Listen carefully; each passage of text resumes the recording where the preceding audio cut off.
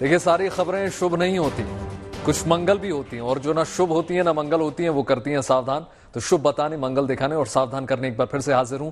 वैभव राज शुक्ला, आप देख रहे हैं गुड न्यूज टुडे। आज हम बात कर रहे हैं महाकुंभ की, जिसका आज औपचारिक तौर पर समापन हो गया। मुख्यमंत्री योगी आदित्यनाथ अपने मंत्रियों और आला अधिकारियों के साथ प्रयागराज पहुंचे, खुद सफाई करके मैसेज दिया कि प्रशासन और कर्मचारियों के सामने अब संगम की साफ सफाई और अस्थायी स्ट्रक्चर को हटाने की बड़ी जिम्मेदारी है। इसके साथ ही उन्होंने पिछले 45 दिनों से श्रद्धालुओं की सेवा और मदद में जुटे लोगों को सम्मान किया।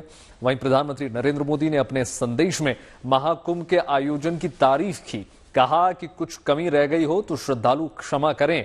आज आपको महाकुंभ की उपलब्धियों और रिकॉर्ड्स के बारे में बताएंगे, साथ ही साथ बताएंगे आज संगम की तस्वीर कैसी दिखी। कुंभ में लोगों को खो जाने की कहानियां हमेशा सुनाई जाती रही हैं, इस बार लोग गुम हुए तो मिले या नहीं, ये भी आपको बताएंगे।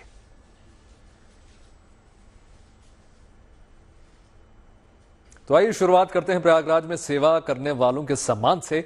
कुंभ के दौरान मुख्यमंत्री योगी आदित्यनाथ लखनऊ से ही संगम की निगरानी करते रहे। लगातार हम आपको रोज दिखाते थे, अधिकारियों को निर्देश देते रहे। आज कुंभ का औपचारिक तौर पर समापन करने जब वो संगम आए तो ऐसे लोगों को सम्मानित और इनाम दिया गया जिनका इस मेले में बड़ा योगदान रहा। सफाई कर्मियों के साथ बैठकर उन्होंने भोजन किया, उनके लिए बोनस का ऐलान किया। महाकुंभ के बाद नदी घाटों की सफाई और अस्थायी स्ट्रक्चर हटाना अभी बड़ा काम शेष है। खुद झाड़ू लगाकर मुख्यमंत्री योगी आदित्यनाथ ने इसकी भी शुरुआत कर दी। रिपोर्ट देखिए।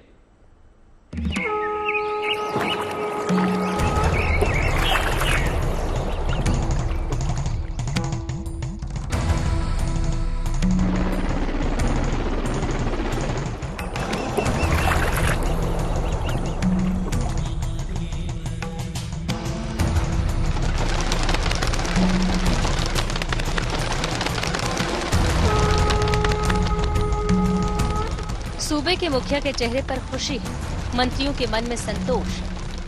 45 दिन बाद अधिकारियों ने राहत की सांस ली है और मातहतों को मिला पारितोष। मगर कमाल तो उनका है जो पिछले 1.25 महीने से दिन रात जुटे रहे। आज 1.25 महीने बाद चैन से बैठकर भोजन करने का अवसर मिला है, और वो भी मुख्यमंत्री के साथ। मंत्रियों और आला अधिकारियों के करीब आने का भी मौका जिन्हें मुश्किल से मिलता हो, उन्हें संगम पर सम्मान मिला। रूखा सूखा खाने वालों को सजी हुई थाली में शाही पनीर मिला और रसगुल्ले के साथ गाजर का हलवा भी नसीब हुआ। के साथ आप बैठे हैं, प्रदेश के मुखिया के साथ में, कितना बड़ा अनुभव है ये आपके लिए? हमको तो वो भारी सौभाग्य की बात है कि पहली बार जीवन में ऐसा सौभाग्य मिला कि हम पास तक नहीं बैठ सकते थे कि साथ में आज भोजन कर रहे हैं। आप धूप में धूल में झाड़ू लगाते थे, आज यहाँ रेड कारपेट पे सीएम के साथ बैठे हैं। ये सम्मान आपको उम्मीद थी मिलेगा? यही तो वो गर्व की बात है, आज तो हमको ये सम्मान हमारे मंत्री जी के साथ मिला। हमको सरकार की तरफ से ये सम्मान है उन स्वच्छता कर्मियों का जिनके अथक परिश्रम के बिना महाकुंभ का ऐसा सफल आयोजन आसान नहीं होता। ये वो लोग हैं जो घाटों पर सफाई करते रहे, 45 दिनों तक गंदगी हटाते रहे, धूल फांकते रहे। जब खुद मुख्यमंत्री ने कांधे पर हाथ रखा तो जैसे थकान मिट गई। सफाई कर्मचारियों को मैं यह कहूंगा कि वास्तव में महाकुंभ के सही मायने में ये देवता है। अगर इन्होंने स्वच्छता नहीं दी होती, पुलिस ने सुरक्षा नहीं दी होती और प्रशासन ने व्यवस्था नहीं दी होती, तो जो आज अद्भुत अलौकिक और आध्यात्मिक आनंद की अनुभूति सब लोग कर रहे हैं वो नहीं कर पाते। और आज सफाई कर्मचारियों का सम्मान, स्वास्थ्य कर्मियों का सम्मान और विशेष तौर से माननीय मुख्यमंत्री जी ने जो बोनस का ऐलान किया है 10,000 रुपए अतिरिक्त रूप से देने का, और साथ ही अब संविदा के नाम पर जो लूट करते थे उस लूट से अब बचाने का काम करने जा रहे हैं। मैं मुख्यमंत्री जी का यह निर्णय बहुत स्वागत और प्रशंसनीय है, और हमारे सब उत्तर प्रदेश के ही साथी हैं। इस आयोजन का श्रेय तो सामूहिक है, माननीय प्रधानमंत्री जी का मार्गदर्शन, माननीय मुख्यमंत्री जी का नेतृत्व और सफाई कर्मियों की द्वारा दिन रात परिश्रम और इतने श्रद्धालुओं का, इतने संतों का, इतने कल्पवासियों का यहाँ पर आना और प्रयागराज के लोगों का अतिथि देव भाव की भावना से उनका स्वागत करना, ये बहुत बड़ी बात है। स्वच्छता कर्मियों के योगदान को देखते हुए मुख्यमंत्री योगी ने उन्हें सम्मान के साथ साथ इनाम भी दिया। इनके लिए 10,000 रुपए का बोनस और आयुष्मान योजना से जोड़ने का ऐलान किया गया है। दुनिया के सबसे बड़े मेले के सफल आयोजन के बाद समापन भी ऐतिहासिक होना चाहिए था। शायद इसीलिए महाकुंभ के अगले दिन मुख्यमंत्री योगी आदित्यनाथ अपने मंत्रियों के साथ प्रयागराज पहुंचे।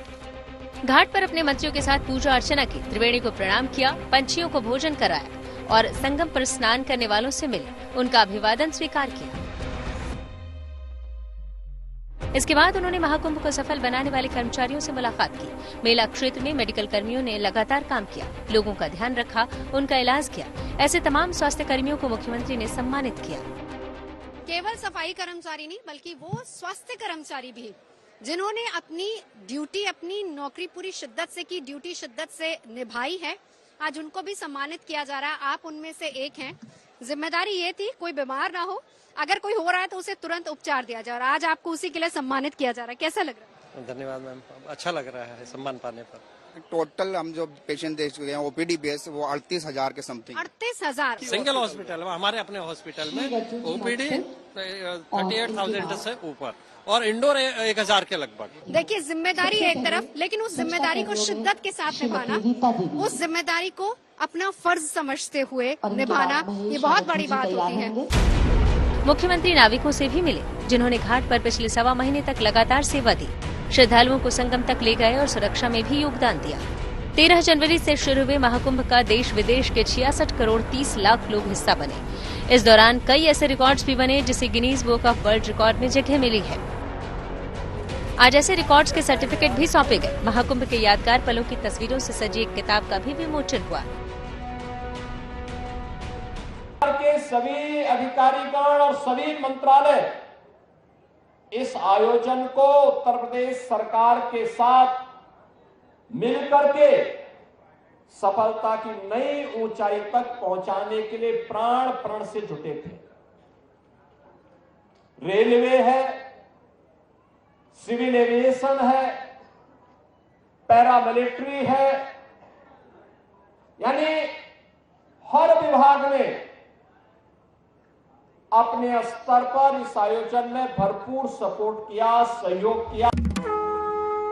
प्रयागराज में पूर्ण कुंभ का ये ऐसा अवसर था जो 144 साल बाद आया था, जिसमें शामिल होने, जिसका साक्षी बनने देश के हर हिस्से से लोग उमड़े। श्रद्धालुओं की संख्या उम्मीद से भी ज्यादा रही और आंकड़ा 66 करोड़ पार कर गया। भक्ति के इस जनसैलाब को प्रयागराज में संभालना, सुविधा और सुरक्षा देना एक बड़ी चुनौती थी, पर प्रशासन और पुलिस ने दिन रात काम करके कामयाबी हासिल की। संगम पर जो भी आया हंसते मुस्कुराते जयकारा लगाते घर गया। यही सरकार की उपलब्धि है।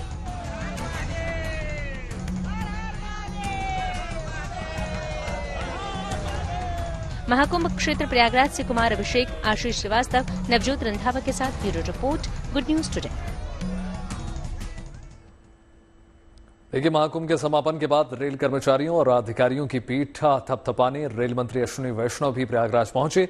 यहां पर उन्होंने ऑब्जर्वेशन रूम, कंट्रोल टावर का निरीक्षण किया, कर्मचारियों की जमकर तारीफ की। Special ID cards QR code है और ये उनका सुवेनियर भी रहेगा कि वो रेल से और इसी पे हम उनका एक डिजिटल सर्टिफिकेट भी देंगे सर। साहब के साथ और पूरी टीम के साथ एक फोटो जाए। उनकी टीम का है खूब मेहनत की भाई,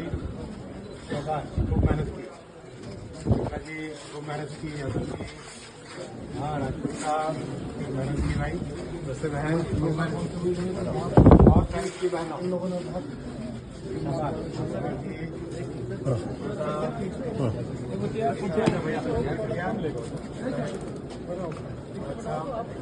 भाई पीछे है तो अब मैं इधर आते ही जाएगा।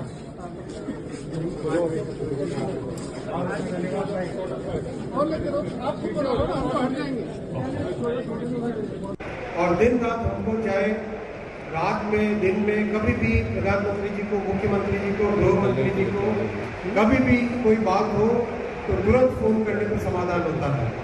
और लगातार प्रधानमंत्री जी, गृह मंत्री जी, मुख्यमंत्री जी तीनों के तीनों लगातार संपर्क में, लगातार फॉलोअप करते थे, लगातार हर चीज।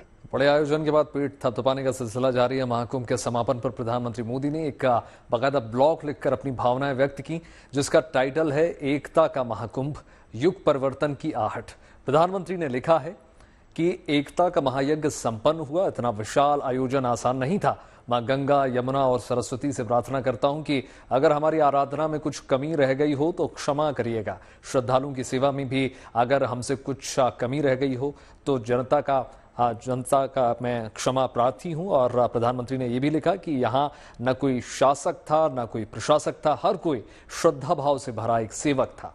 महाकुंभ का ये आयोजन आधुनिक युग के मैनेजमेंट प्रोफेशनल्स के लिए, प्लानिंग और पॉलिसी एक्सपर्ट्स के लिए नए सिरे से अध्ययन का एक विषय बना है। आज पूरे विश्व में इस तरह के बड़े आयोजन की कोई दूसरी तुलना नहीं है, ऐसा कोई दूसरा उदाहरण भी नहीं है। प्रधानमंत्री ने लिखा कि मेरे लिए यह देखना बहुत ही सुखद रहा कि बहुत बड़ी संख्या में भारत की आज की ये जो युवा पीढ़ी है वो प्रयागराज में पहुंची।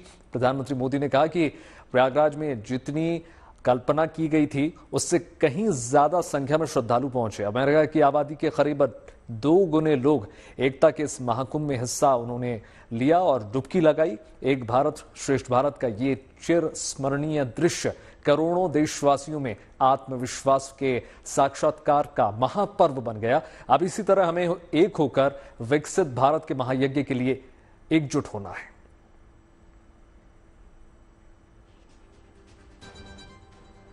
देखिए, महाकुंभ अपनी अनगिनत अच्छी यादों के साथ समाप्त हो गया, लेकिन इससे जुड़ी बातों और उपलब्धियों को हमेशा जहन में याद रखेंगे हम। और एक तो इस आयोजन में कई देशों की जनसंख्या से भी ज्यादा लोग जुटे। दूसरा, इतनी बड़ी बात यह रही कि व्यवस्था दुरुस्त रही। इस व्यवस्था की वजह से ही तमाम शानदार रिकॉर्ड्स बन सके। यहां 24 घंटे व्यवस्था में जुटे लोगों ने हर नामुमकिन को मुमकिन करके दिखाया है। रिपोर्ट देखिए।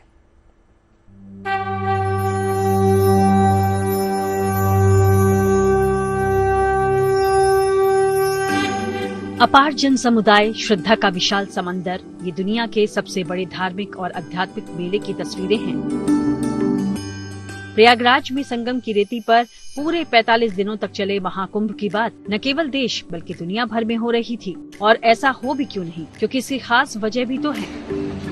इस महाकुंभ में दुनिया के सबसे बड़े जनजुटान का रिकॉर्ड बना है, जो अपने आप में अनूठा है। 13 जनवरी से लेकर 26 फरवरी तक 45 दिन तक चले महाकुंभ के दौरान 66 करोड़ से ज्यादा लोगों ने संगम और दूसरे घाटों पर पवित्र डुबकी लगाई। इस तरह साल 2013 में हुए पिछले महाकुंभ के मुकाबले इस महाकुंभ में 5 गुना ज्यादा लोग पहुँचे। महाकुंभ में पहुंचने वाले श्रद्धालुओं की ये तादाद केवल भारत और चीन को छोड़कर दुनिया के बाकी देशों की आबादी से ज्यादा है। आपको बता दें कि इस महाकुंभ के दौरान पौष पूर्णिमा से लेकर महाशिवरात्रि तक 3 अमृत स्नान और 3 महास्नान की तिथियां पड़ी। इन पावन अवसरों पर सबसे ज्यादा भीड़ मौनी अमावस्या के दिन उमड़ी।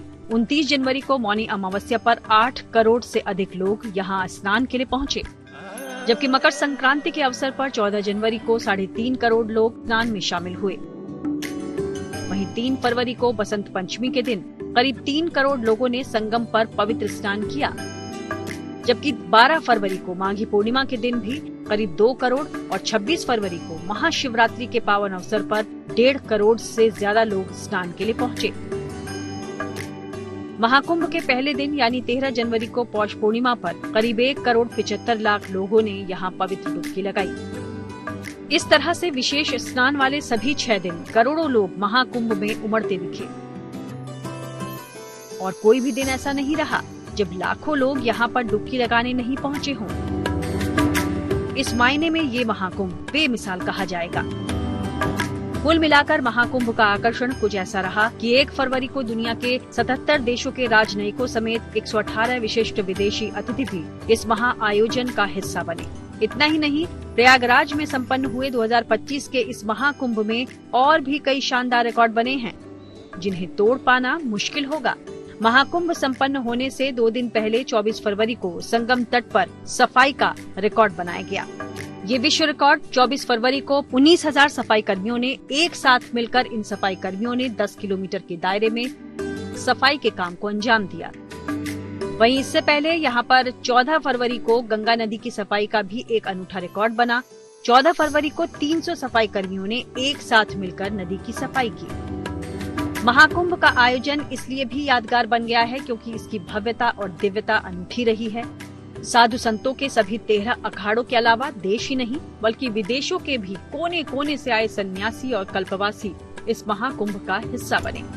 साथ ही श्रद्धालुओं की सुविधा के लिए तमाम इंतजाम भी किए गए ताकि अंत तक किसी को कोई खास दिक्कत महसूस न हो। और सभी तीर्थयात्री सहूलियत से इस महा आयोजन का भागी बन सके। Bureau report, good news today. देखिए, महाकुंभ तो प्रयागराज में चल रहा था, पर पूरा देश इससे जुड़ा हुआ था। कहा जा सकता है कि पिछले 45 दिनों से देश की सबसे बड़ी खबर संगम और वहां पहुंचने वाले श्रद्धालु ही रहे। अब इस मेले का समापन हो गया है, तो जाहिर सी बात है कि संगम से रौनक भी खत्म हो जाएगी। पर यह अचानक नहीं होगा। आज भी अच्छी खासी तादाद में श्रद्धालु संगम में पहुंचे और पवित्र डुबकी लगाई। देखिए हमारी खास रिपोर्ट।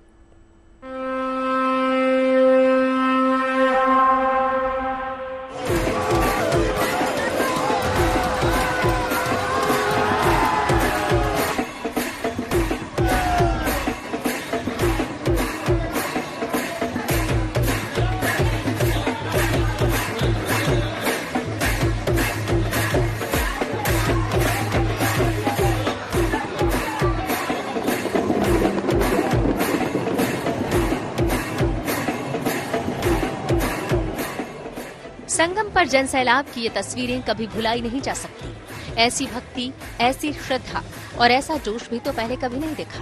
45 दिनों में जब सनातन का सबसे बड़ा मेला लगा था, देश की करीब आधी हिंदू आबादी प्रयागराज पहुंची। ये सिलसिला कभी रुका नहीं, ये भीड़ कभी थमी नहीं, पर अब संगम खाली होने लगा है। हालांकि अभी भी भीड़ है, चहल पहल है, दुकानदार हैं और जयकारा लगाते भक्त हैं।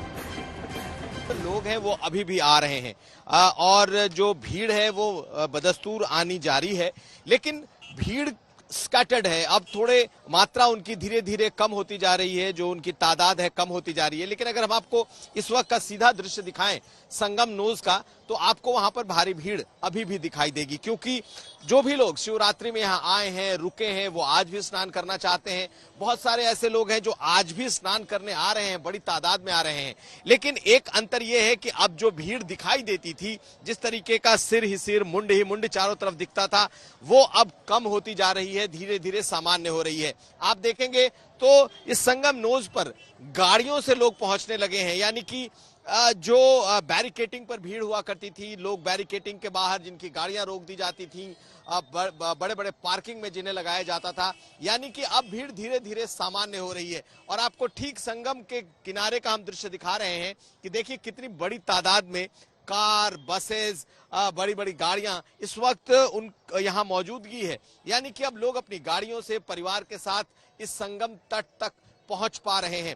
हालांकि अभी भी व्यवस्थाएं वहीं बनी हुई हैं जैसी व्यवस्था कल तक थी, यानी कि महाकुंभ तक, शिवरात्रि तक। लेकिन ये बात जरूर है कि अब धीरे धीरे अब संगम की जो स्थिति है वो सामान्य होती जाएगी। लेकिन आज भी बड़ी मौजूदगी है। हालांकि सरकार शायद अब आज से अपने आंकड़े जारी न करे और एक जो सामान्य अंदाजा जो होता था लोगों की भीड़ के आने का, वही हमें दिखाई दे। लेकिन इतना तो है कि अभी भी लोगों की मौजूदगी है। अगर हम आपको दूसरी तरफ भी दिखा दें तो पॉन्टून पुल का इलाका देख लीजिए। हालांकि पॉन्टून पुल खोल दिया गया है और लोगों की आवाजाही जारी है। तो पहले ये तमाम पॉन्टून पुल बंद थे, लेकिन अगर आप देखेंगे तो पॉन्टून पुल पर ही आना जाना, एक ही पॉन्टून पुल से लोग आ भी रहे हैं, जा भी रहे हैं। यानी कि ये दिखा रहा है कि महाकुंभ अब पूर्ण हो चुका है, लोगों की तादाद में कमी आ गई है और धीरे धीरे अब ये सामान्यीकरण की तरफ बढ़ता जा रहा है। यानी कि संगम पर अमूमन जितनी भीड़ होती है वही भीड़ इस वक्त अब आपको आने वाले दिनों में दिखेगी। हालांकि आज भीड़ सामान्य दिनों की तुलना में ज्यादा है, लेकिन महाकुंभ के मुकाबले में अब भीड़ कम होती जा रही है। एक दिन पहले तक संगम तक गाड़ी नहीं जा सकती थी, अब जाने लगी है। लोग इतनी बेफिक्री से घूम नहीं सकते थे, छोटे दुकानदार भी नजर नहीं आते थे। पर दृश्य बदलने लगा है। जल्दी ही ये मामूली भीड़ भी नहीं होगी। हाँ, पर सामान्य दिनों में भी श्रद्धालुओं का आना जाना तो लगा ही रहेगा। गंगा में नहाने और त्रिवेणी में डुबकी लगाने के लिए श्रद्धालु तीर्थराज आते रहेंगे। इसी आस्था को देखते हुए प्रशासन ने संगम पर सुविधाएं बरकरार रखने का फैसला किया है। यानी महाकुंभ भले ही खत्म हो गया, पर संगम के आसपास के क्षेत्रों में चकड़ प्लेटें बिछी रहेंगी। बिजली, शौचालय, पेयजल की सुविधाएं जारी रहेंगी। किला घाट और अन्य प्रमुख स्थानों पर दुकानें भी लगी रहेंगी। जरूरत के मुताबिक सुरक्षा कर्मियों की तैनाती की जाएगी। संगम के पास पार्किंग की व्यवस्था भी जारी रहेगी। प्रयागराज में कुंभ के समापन के बाद दो काम प्रमुख हो जाते हैं। एक तो सफाई, जिसमें अच्छा खासा वक्त लगता है, और दूसरा अस्थायी निर्माण को हटाना, जिसमें महीनों लग जाते हैं। महाकुंभ के अगले ही दिन से ऐसे निर्माण को हटाने का काम शुरू हो गया है, पर संगम पर जो सुविधाएं श्रद्धालुओं की सहूलियत के लिए बनाई गई है, उन्हें नहीं हटाया जाएगा। आगे भी जो श्रद्धालु प्रयागराज आएंगे वो आसानी से संगम में डुबकी लगाएंगे, उनको बिजली, पानी और शौचालय की सुविधा मिलेगी। प्रयागराज से कुमार अभिषेक के साथ bureau report, good news today. देखिए, जब भी कुंभ की बात होती है उससे जुड़ी बातों में आपने अक्सर सुना होगा कि लोग खो जाते हैं। ऐसी कहानियां आपने अक्सर सुनी होंगी। भारी भीड़ में लोग अपनों से बिछड़ जाते थे, कभी मिल नहीं पाते थे। लेकिन इस बार प्रयागराज में प्रशासन ने ऐसा जबरदस्त इंतजाम किया कि ये फिल्मी कहानी दोहराई नहीं गई। ऐसा नहीं है कि लोग गुम नहीं हुए, हजारों की तादाद में लोग अपनों से बिछड़े। खो जाने वालों में पुरुष ही ज्यादा रहे, पर अच्छी बात देखिए इसमें यह रही कि ज्यादातर लोग मिल भी गए।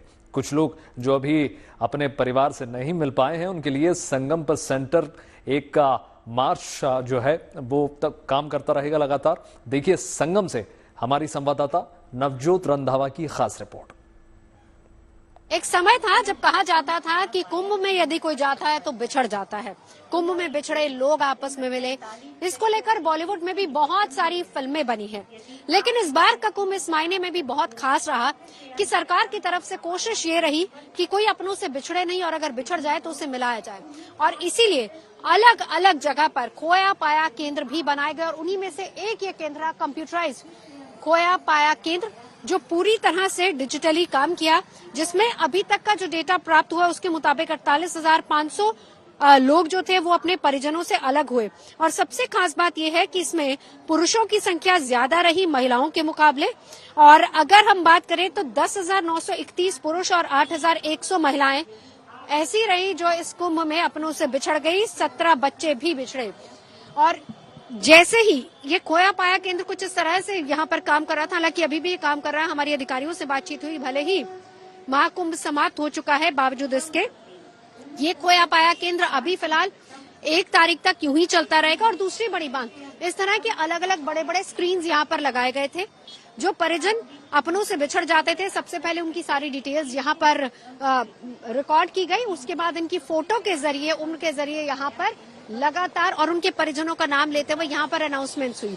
और आज भले ही महाकुंभ की समाप्ति हो चुकी है, लेकिन अभी भी अगर आप पीछे सुन रहे हो तो लगातार जो लोग अभी भी अपनों से बिछड़े हुए हैं, नहीं मिले हैं, उनकी अनाउंसमेंट्स लगातार जारी हैं।